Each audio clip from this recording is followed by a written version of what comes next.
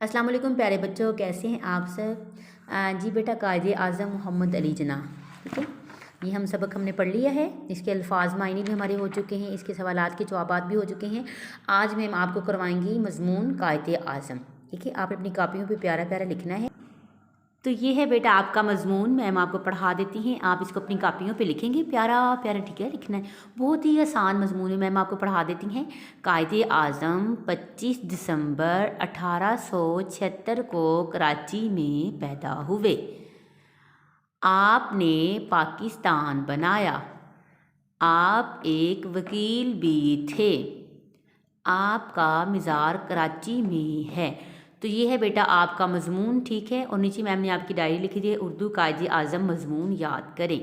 तो उम्मीद करती हूँ कि आप इसको अच्छी तरीके से याद करेंगे। मेरे प्यारे बच्चे हैं ना आप सारे, तो अगर आप अच्छा से याद करेंगे, अच्छा से अपनी कापियों पे लिखेंगे तो मैम आपको स्टार देंगी, ठीक है। जब स्कूल आप आएंगे तो आपको क्या मिलेगा? स्टार मिलेगा, ठीक है बेटा। अच्छा से याद करें इस सबक को, इस मज़मून को। अपना ख्याल रखें। अल्लाह हाफिज़।